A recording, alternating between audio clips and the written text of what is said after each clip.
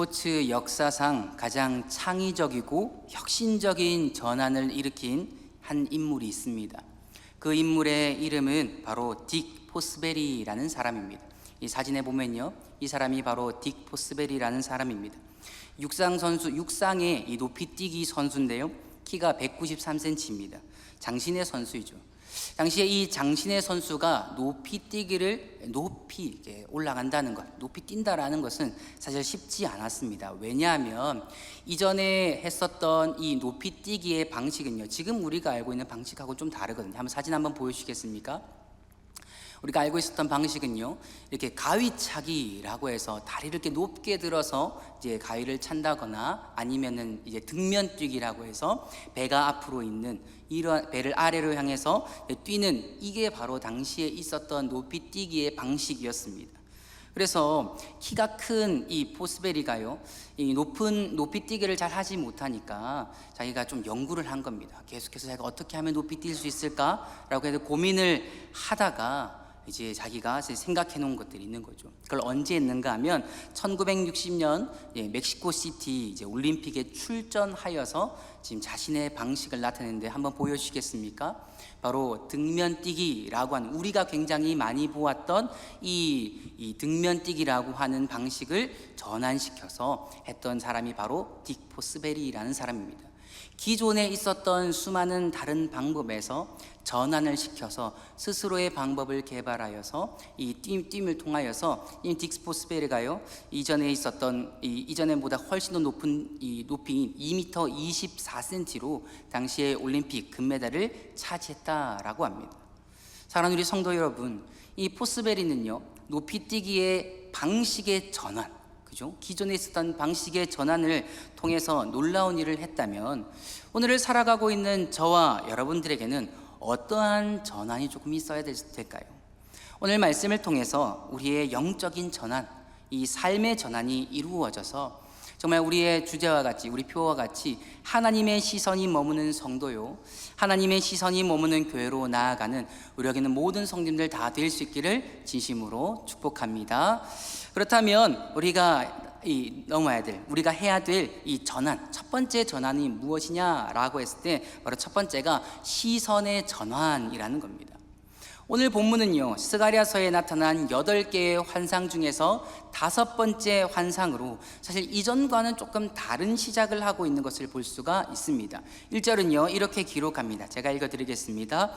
내게 말하던 천사가 다시 와서 나를 깨우니 마치 자는 사람이 잠에서 깨어난 것 같더라 라고 합니다. 오늘 본문을 보면 마치 스가랴가 깊은 잠을 자고 있는 것처럼 보입니다. 그러나 스가랴가 잠들어서 지금 천사가 와서 깨우는 것이 아니라 유다의 대표인 스가랴를 이 깨우는 모습을 통해서 당시 유다 백성들이 가지고 있는 현실에서 그들을 깨워서 더 올바른 것을 보도록 하게 하시는 하나님의 역사하심이 지금 여기에 담겨 있는 겁니다. 그러면 당시 있었던 유다 백성들은 어떤 현실을 마주하고 있었을까요? 이들은 솔로몬 성전을 보았던, 솔로몬 성전을 경험했던 1차 귀환자로요, 약 5만 명 정도의 이스라엘 백성들이 고레스의 칙령으로 포로가 되었다가 이제 본국으로 귀환했던 이 사람들입니다. 그러니까 1차 귀환자들이죠. 그 1차 귀환자들에게는요, 성전을 재건하도록 하는 이 허락, 명령이 있었습니다. 이때 함께 이 귀환했던 인물 중 대표적인 인물이 이 스가랴 3장에 등장하고 있는 여호수아였고요, 오늘 우리가 보고 있는 4장에 등장하는 스룹바벨입니다.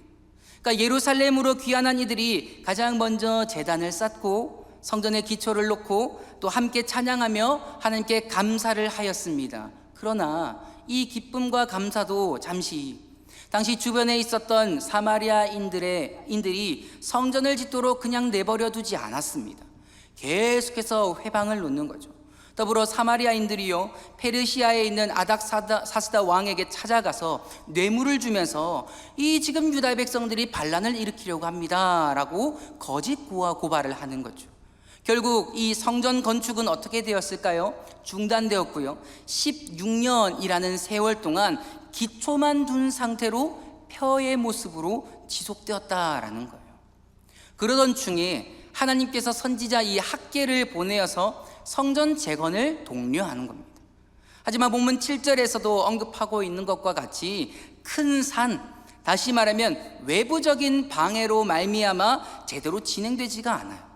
그러면서 유다 백성 내부에서, 안에서는요, 이런 보잘것없는 기초밖에 없었으니까요, 이런 보잘것없는 성전을 지어서 무엇 하느냐, 이런 기초밖에 없는 것 있으나 마나한 것 아니냐, 이따위 것을 만들어서 왜 우리가 이것을 만들어야 하는가 라고 하는 생각과 함께 실망과 한탄이 터져 나오는 거예요.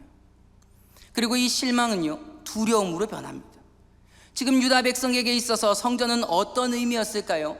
있으면 좋고 없으면 그만이라는 거예요. 지금까지 우리가 신앙생활을 해오면서, 믿음 생활을 하면서, 교회 생활을 하면서 배웠던 것 중 하나가 바로 성전은 하나님의 임재의 장소였습니다. 다시 말해서 하나님께서 자기 백성과 함께하는 장소, 자기의 백성과 거류하는 장소, 자기의 백성들과 관계하는 장소가 바로 성전이었습니다. 하나님에게 있어서, 또한 이스라엘 백성들에게 있어서, 당시 유다 백성들에게 있어서도 가장 중요한 것이 바로 성전입니다. 그런데 지금 유다 백성들은 솔로몬과 같은 엄청난 성전이 아니니까, 지금 여기 내 눈에 보이는 이 성전이 기초밖에 없으니까, 또 폐허가 되어 있으니까, 화려하지 않으니까, 보잘것 없으니까, 이 초라한 집에 사는 하나님이라면 그런 하나님이 무엇을 할 수 있느냐란 그 마음이 그들에게 가득했다라는 겁니다. 하나님의 집이 초라하니까, 또 외부에서 공격하니까, 자신들의 그 현실이 굉장히 부족해 보이니까 이것 지어봤자 우리에겐 아무런 변화가 없을 것이다 라고 여기는 것이지요. 그러니까 성전 공사가 중단이 되었을 때에 그들이 자신의 눈을 들어서 하는 것이 무엇이었을까요? 학개서를 보게 되면요, 자신의 집을 아름답게 짓고 자신의 집을 아름답게 꾸미려 했다라고 기록을 하고 있습니다. 그러니까 외부와 내부적인 이 상황들과 형편들로 인해서 하나님보다는 오히려 세상에서 말하는 것들, 세상에 말하는 수많은 가치관들을 그들이 눈으로 보는 거예요. 그리고 그러한 것들을 붙드는 겁니다. 이것이 지금 유다 백성들의 시선이요, 유다 백성들의 형편이요, 상황이었습니다. 그러니 점점 하나님을 초라하게 보고 하나님께 실망하고 하나님을 피해 살다 보니 두려움이 가득하고 자신의 힘으로 살아보려고, 지켜보려고 아둥바둥하며 살아가는 모습들이 가득했다라는 거예요, 당시 유다 백성들에게. 이러한 상황 속에서 하나님께서는 천사에게 스가랴를 깨우도록 하고 무엇을 보여주시는가 하면 순금 등잔대와 그 곁에선 두 감람나무 환상을 보여주십니다. 2절과 3절은요, 이렇게 말씀이 기록됩니다. 제가 읽어드리겠습니다. 그가 내게 묻되 내가 무엇을 보느냐? 내가 대답하되 내가 보니 순금 등잔대가 있는데 그 위에는 기름 그릇이 있고 또 그 기름 그릇 위에 7 등잔이 있으며 그 기름 그릇 위에 있는 등잔을 위해서 7 관이 있고 그 등잔대 곁에 두 감람나무가 있는데 하나는 그 기름 그릇 오른쪽에 있고 하나는 그 왼쪽에 있나이다 하고, 이렇게 지금 말씀을 보면 잘 모르겠죠. 그래서 그림을 좀 준비했습니다. 한번 띄워주시겠습니까? 지금 우리가 읽었던 2절과 3절 말씀에 기록된 모습이 바로 지금 보여드리는 이겁니다. 등잔대예요. 지금 이 성막 그리고 성전에서 사용되었던 이 등잔대, 촛대라고도 표현합니다. 이 큰 촛대에 불이 이제 밝혀지는 거죠. 불을 밝힘으로써 당시의 두꺼운 양장과 이 널판으로 어두캄캄한 이 성막 안을 밝히는 역할을 당시의 등잔대, 이 촛대가 이제 했던 겁니다. 그러니까 이 등잔대는요, 단지 그냥 이 성막 안을 밝히는 용도만으로 사용하지는 않았습니다. 그 등잔대, 원래 이 성막 안에 등잔대 앞에 무엇이 있었는가 하면요, 바로 이스라엘의 12지파를 상징하는 진설병이 그 바로 앞에 놓여져 있었습니다. 그러니까 등잔대에서 나오는 이 빛이요, 어디를 향하고 있는가 하면 바로 12지파를 상징하는 이 진설병 앞을 향하고 있는 거예요. 다시 말하면 빛이 없는 그 어둠 가운데 있었던 진설병, 이스라엘 백성들이죠. 이들에게 하나님께서 이들을 향해서 빛을 비추시는 거예요.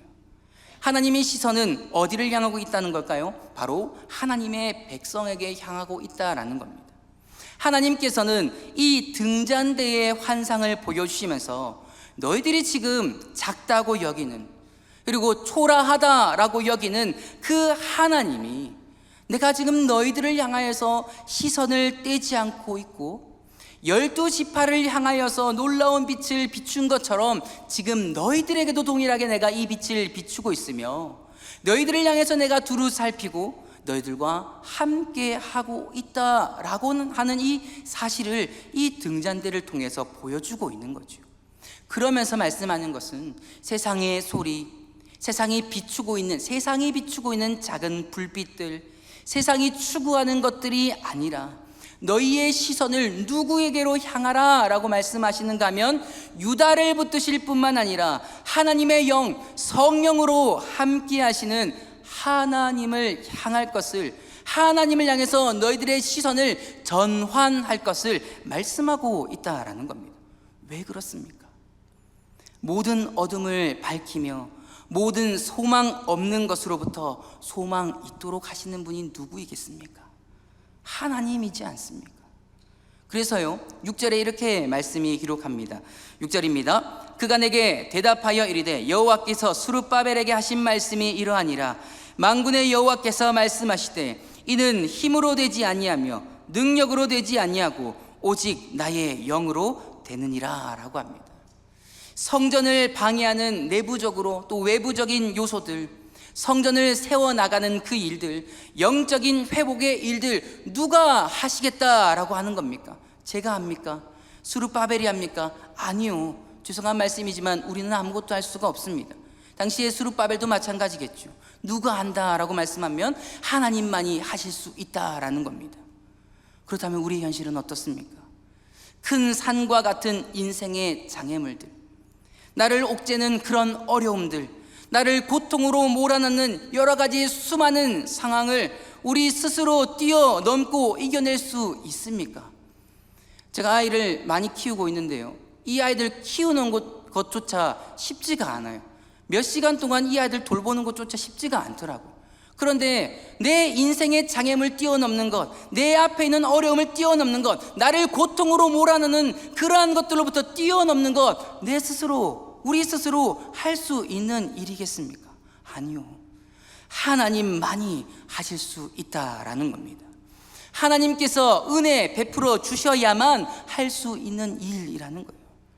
그렇기에 여러분들의 시선이 지금 이 세상, 내가 바라보고 있는 이 현실, 현재의 상황, 내 눈앞에 있는 수많은 것들이 아니라 그 너머에 역사하시고 그 너머에서 우리를 붙드시고 그 너머에서 우리를 인도하시고 그 너머 가운데서 우리와 함께 하시는 그 하나님을 향하여서 우리의 시선을 전환하는 놀라운 역사가 우리 여기 있는 모든 성도님들 가운데 있기를 진심으로 소망합니다. 사랑하는 여러분, 하나님을 향한 이 시선의 전환은요, 믿음의 전환이라는 거예요. 다른 것을 향해서 믿었던 것을 다시금 하나님께로 돌리는 믿음의 전환이라는 거예요. 오늘 이것이 이곳 가운데 있는 저와 여러분들의 있기를 진심으로 소망합니다. 사랑하는 여러분, 지금 이제 무엇을 보고 있습니까? 어떤 것을 우리가 바라보고 있습니까? 우리의 눈앞에 있는 형편, 우리의 눈앞에 있는 상황, 이 눈앞에 있는 수많은 것들이 아니라 나의 영, 하나님의 영, 성령의 도움을 받아서 오직 하나님 바라봄으로 이 모든 것들을 능히 이겨내시는 그 주님을 바라봄으로 이 하나님의 놀라운 은혜가 또 우리 상황 가운데 모든 것을 이겨내는 여기 있는 우리 모든 성도들 되시기를 진심으로 축복합니다. 그렇다면 마지막으로 우리가 있어야 할, 우리에게 있어야 할 영적인 전환은 어떤 것이 있겠습니까? 바로 마지막은요, 부르심의 전환이라는 겁니다. 11절은 이렇게 말씀합니다. 제가 읽어드리겠습니다. 내가 그에게 물어 이르되 등잔대 좌우에 두 감람나무는 무슨 뜻이니까? 라고 이제 묻는 거죠. 그때에 이제 다시 한 번 더 이 천사가 대답을 하는데요. 우리 14절을요. 오늘 이 개역개정 성경 말고 이 세번역 성경으로 좀 읽을 텐데요. 위에 띄어져 있는 그 세번역 성경으로 우리 같이 한번 읽어보도록 하겠습니다. 함께 읽겠습니다. 시작. 그 천사는 올리브나무 2그루와 가지 2개는 온 세상을 다스리시는 주님을 섬기도록 주님께서 기름 부어서 거룩히 구별하신 2사람이라고 말해 주었다. 이렇게 지금 말씀하고 있는 거예요. 그러니까 스가랴가 보고 있는 이 환상에 나타난 그림을 다시 한번 더 볼까요? 한번 띄워주시겠습니까? 자세히 보면요, 이 지금 2 감람나무에 어떤 관이 지금 기름 그릇과 연결되어 있는 것을 볼 수가 있습니다. 그리고 또 12절은요 이렇게 기록하는데요, 이 그림을 보면서 제가 읽어드리겠습니다. 다시 그에게 물어 이르되 금 기름을 흘리는 2 금관 옆에 있는 이 감람나무 2가지는 무슨 뜻이니까 하니라고요. 지금 중간 부분을 보게 되면요, 금 기름을 흘린다라고 표현을 하고 있는데요, 여기서 말하는 금 기름은요 진짜 이 감람나무에서 금이 나오는 것, 이것을 말하는 것이 아니고요, 금과 같이, 정말 이 금과 같이 빛나는 감람유를 기름 그릇으로 계속해서 흘려보내는 것을 이야기하고 있는 겁니다. 여기서 중요한 것은 이 감람나무와 등잔대가 금관으로 연결되어 있다라는 거예요. 기름 그릇이 포함된 등잔대가 또 무엇과 연결되어 있는가 하면 감람나무와 연결이 되어 있는 거죠. 그리고 이 감람나무에서 나오는 기름을 통해서 이 등잔대는 끝없이 세상을 향하여서 빛을 비추고 있는 것을 지금 보여주고 있는 겁니다.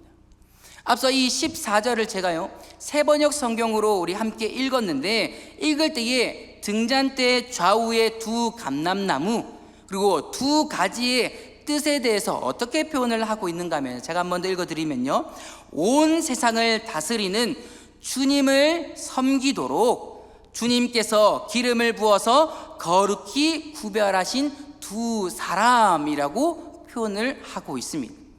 여기서 말하는 2사람이 지금 나오죠.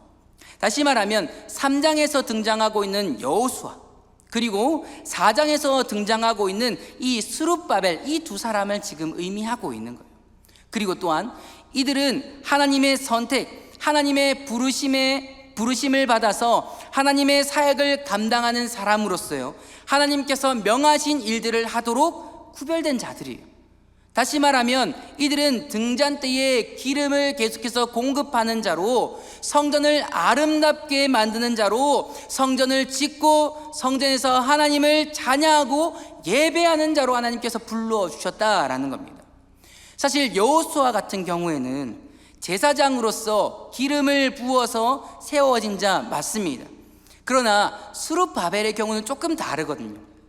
스룹바벨은 기름을 부어서 세워진 사람이 아니라 당시 이전에 있었던 고레스 왕의 칙령에 의해서 세워진 존재라는 겁니다.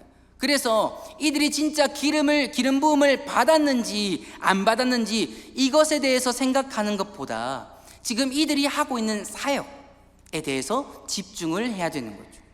여호수아는요 대제사장으로서 하나님께 제사를 드림으로 유다 백성들의 죄악을 깨끗하게 하여 하나님께 나아가도록 합니다. 또 하나님과 이스라엘과의 관계를 회복하는 존재로 부름을 받아서 사역을 감당하였습니다. 또 스룹바벨은 어떨까요? 유다의 총독으로 이들의 안전과 이들의 삶을, 이들의 먹을 것들을 책임지는 존재로 부르셨다라는 거예요. 그리하여서 이들은 하나님께서 당시 예루살렘에서 왕적으로 그리고 제사장적인 존재로 하나님의 일을 감당하는 사람, 주님을 섬기는 자로 이 2사람을 부르셨다라는 걸 이야기하는 겁니다. 그뿐만 아니라 당시에 돌아온 모든 약 5만 명의 귀한 자들도 마찬가지예요. 하나님의 성전을 중심으로 하나님을 경험하고 하나님을 만나며 하나님의 통치를 누리며 살아가도록 부르셨어요. 그들을 불러주셨단 말이에요. 그러나 그들은 성전의 그 초라함, 자신의 처지의 초라함이, 자신의 상황의 그 초라함이 하나님의 초라함으로 여겨 자신을 향한 하나님의 그 놀라운 부르심에 대해서 잊으며 살아갔다라는 겁니다. 그렇다면 오늘을 살아가는 저와 여러분들은 어떻습니까? 우리가 잘 아는 말씀인데요, 베드로전서 2장 9절은요 이렇게 말씀합니다. 우리 같이 한번 읽어볼까요? 베드로전서 2장 9절입니다. 같이 읽겠습니다. 시작. 그러나 너희는 택하신 족속이요 왕같은 제사장들이요 거룩한 나라요 그의 소유가 된 백성이니 이는 너희를 어두운 데서 불러내어 그의 기이한 빛에 들어가게 하신 이에 아름다운 덕을 선포하게 하려 하심이라. 아멘. 우리 하나님께서 저와 여러분들을 이렇게 왕같은 제사장으로 불러주셨습니다. 다시 말하면 각자의 삶에서 하나님의 등잔대에 기름을 공급하여서 날마다 하나님의 빛을 비추는 자로 저와 여러분들을 불러주셨고요, 우리를 향해서 성령이 거하시는 성전이라고 성전으로 불러주셨단 말이죠. 그러나 우리가 현실이라는 이 큰 산으로 인해서 우리의 부르심을 잊으며 살아가고 있지는 않느냐 말이죠. 우리가 하나님의 부르심을 향한 전환, 이것을 나타내기 위해서는 우리의 존재를 다시금 기억해야 되는 겁니다. 9절과 10절은요 우리에게 이렇게 말씀합니다. 제가 읽어드리겠습니다. 수룹바벨의 손이 이 성전의 기초를 놓았은즉 그의 손이 또한 그 일을 마치리라 하셨나니 만군의 여호와께서 나를 너에게 보내신 줄을 내가 알리라 하셨느니라. 작은 일의 날이라고 멸시하는 자가 누구냐? 사람들이 수룹바벨의 손에 다림줄이 있음을 보고 기뻐하리라. 이 일곱은 온 세상에 두루다니는 여호와의 눈이라 하니라 라고 합니다. 우리의 원래 이전의 모습은 빛이 없는 어둠의 사람들이었어요. 그러나 하나님께서 은혜 베풀어 주심을 통해서 하나님께서 수룹바벨 그리고 여호수아를 부르신 것과 같이 하나님의 성전의 기초를 놓고 성전을 지으며 성전을 완성할 자로 누구를 부르셨는가 하면 저와 여러분들을 부르셨다라는 거예요. 이전에 저와 여러분들은 생명이 없는 자들이었습니다. 그러나 예수 그리스도의 생명을 저와 여러분들에게 공급해 주시고 주님의 그 빛을 우리에게 비춰주심을 통해서 이 땅에 하나님의 빛을 드러내는 하나님의 성전으로 아름답게 세워나가며 하나님의 영광을 드러내는 자들로 저와 여러분들을 불러주셨다라는 겁니다. 우리가 현실을 보면 내 자신을 보면 그저 그런 사람처럼 보여집니다. 그냥 아무것도 할 수 없는 사람처럼 보여져요. 그러나 하나님께서는 우리를 향해서 그렇게 말씀하고 있지 않습니다. 너는 그저 그런 사람이 아니라 내가 나의 영광을 위해서 나의 성전을 위하여서 너희를 온전한 그 어둠 가운데서 불러낸 빛의 자녀들이고 하나님의 성전들이다 라고 우리들에게 지금 말씀하고 있는 겁니다. 사랑하는 여러분, 저와 여러분들이 그런 존재라는 거예요. 이러한 우리를 위해서 우리가 무엇을 해야 되는가 하면 힘을 빼는 일을 해야 되는 거죠. 내 힘을 빼는 겁니다.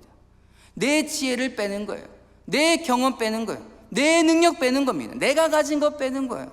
그리고 누구를 의지하는가 하면 우리의 갈 길을 인도하시는 하나님의 영, 성령을 의지하는 거예요. 그때 주님으로 말미암아 우리는 하나님의 부르심을 받은 대로 왕같은 제사장으로 하나님의 빛을 드러내는 자로 살아갈 수 있게 되는 겁니다. 이를 통해 우리는 하나님의 영광을 올려드릴 수 있는 자가 되고요, 하나님께서 홀로 영광받는 역사가 일어나게 될 줄로 믿습니다.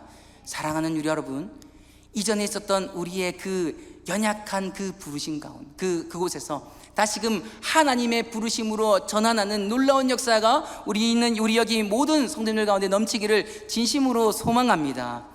여러분, 오늘 우리는 두 가지의 전환이 우리에게 있어야 함을 살펴보았습니다. 첫 번째는 시선의 전환이고요, 두 번째는 부르심의 전환입니다. 이러한 영적인 전환이 날마다 우리에게 일어나서 성령 하나님의 도우심을 통하여 하나님의 행하심을 경험하고 하나님의 동행을 누리는 우리 여기 있는 모든 성도님들 되시기를 진심으로 축복합니다. 더불어서 하나님께서 저와 여러분들을 그저 그런 사람이 아니라 하나님의 성전을 세워나가고 하나님의 빛을 비추는 자로 그분의 놀라운 생명을 전하는 자로 왕같은 제사장으로 부르셨다라고 하는 이 사실을 우리가 기억하며 내 힘은 빼고 내 능력 빼고 오직 성령 하나님의 도우심을 받아서 우리의 각자의 자리에서 주님의 영광을 드러내며 주님께 영광 올려드리는 삶을 살아가는 우리 여기 있는 모든 성도들 되시기를 진심으로 축복합니다.